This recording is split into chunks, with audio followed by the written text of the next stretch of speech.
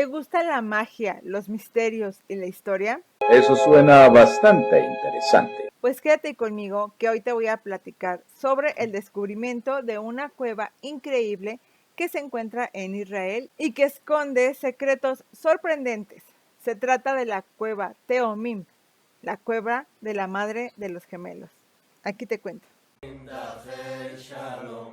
Hola, ¿qué tal amigos? Bienvenidos nuevamente a este canal La Biblia en Contexto.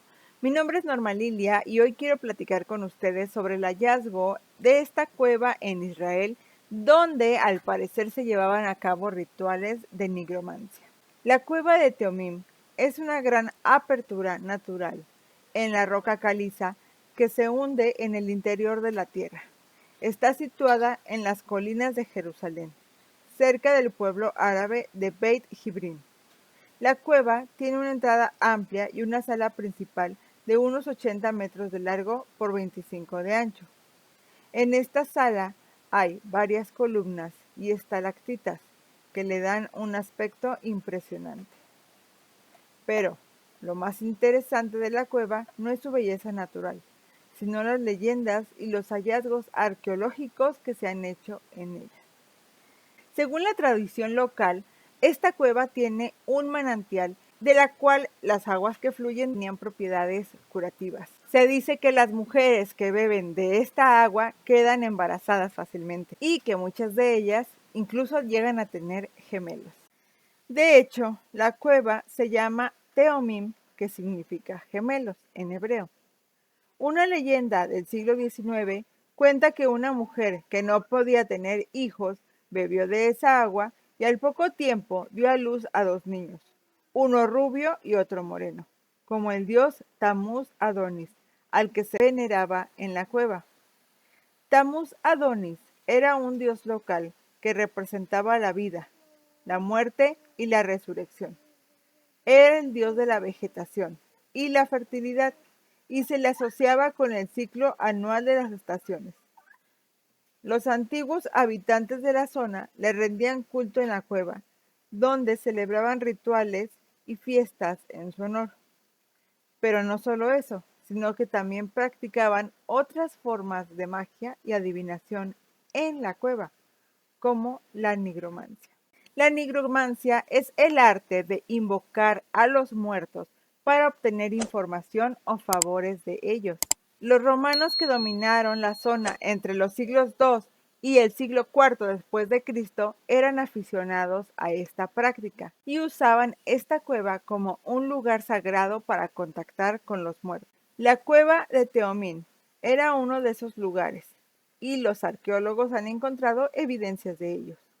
Desde el 2009, un equipo de arqueólogos de la Autoridad de Antigüedades de Israel y de la Universidad de Bar-Ilan, dirigido por Boaz Sisú, ha explorado la cueva y ha descubierto estos objetos sorprendentes.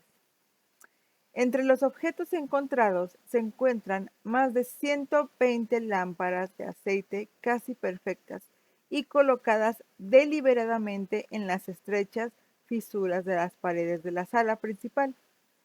Estas lámparas se remontan precisamente a los siglos II y el siglo IV después de Cristo, cuando la zona estaba bajo este control romano. Durante los trabajos de desescombro de la cueva, los arqueólogos descubrieron también diversas armas y vasijas de cerámica de épocas anteriores. Pero lo que realmente les ha sorprendido son los muchos cráneos humanos que había allí.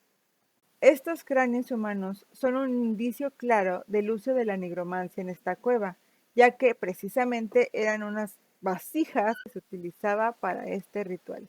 Los arqueólogos creen que los romanos traían a la cueva a personas vivas o muertas para usarlas como medios para comunicarse con los espíritus.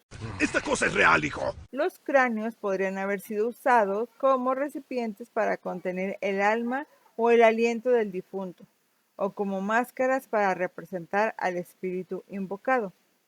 Los romanos creían que las cuevas eran entradas al inframundo y que allí podían encontrar respuesta a sus preguntas o soluciones a sus muchos problemas.